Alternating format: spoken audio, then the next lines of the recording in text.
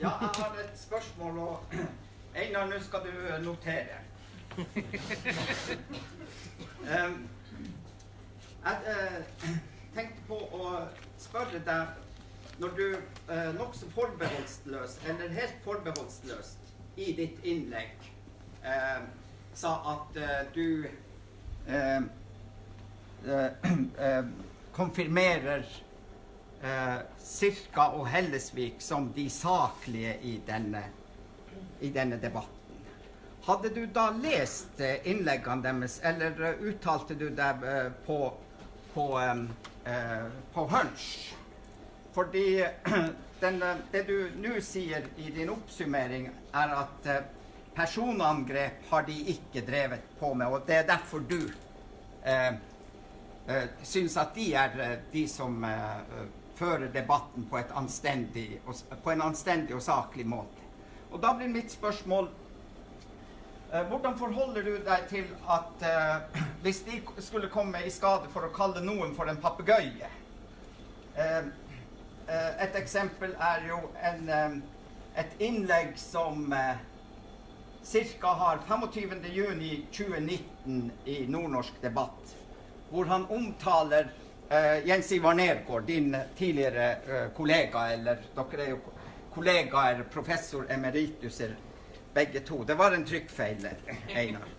Hans spekulasjoner om EDL faller inn i det som synes å være en samordnet kommunikasjonsmønster til en panisk krets av urfolk og ILO 169 papegøyer, forkynnere av evangeliet om Sameland. Omfattes det av din karakteristikk om saklighet og anstendighet?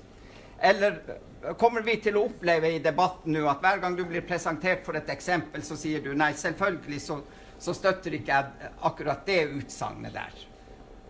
Nå har du sjansen til å opplyse oss om hvorvidt det var en tabbe av deg å si at uten forbehold å fremheve Sirka og Hellesvik som saklige og anstendige. Jeg vil gjerne svare direkte på det. Igjen tror jeg føler at endelig vil ha meg til å krype til korset på mine gamle knær, altså jeg angrer bittert og så videre. Jeg tror det er stykket til liksom falle hverandre rundt halsen, tror jeg, og ber om tilgivelse. Jeg må da ikke for ente gang, men jeg har gjentatt det flere ganger. Når jeg gikk inn i den debatten her, så var det da den eksploderte for 2 uker siden, eller kanskje enda mindre. Og da gikk jeg inn i denne debatten med retorikk og det hele. Og jeg har aldeles ikke vært dørvokter eller fulgt med i debatten. Den har jo gått i 20 år siden EDL. Er det ikke cirka 20 år siden? 2007.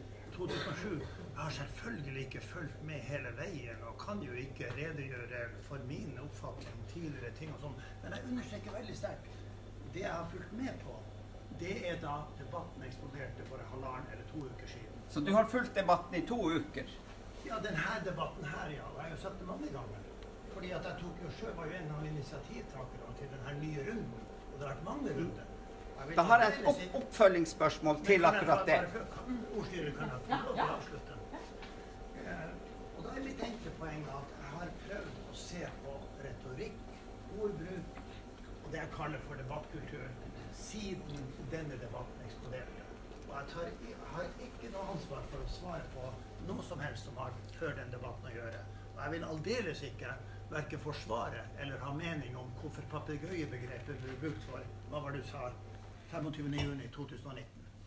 Det vil jeg ikke ha noe som helst å gjøre med.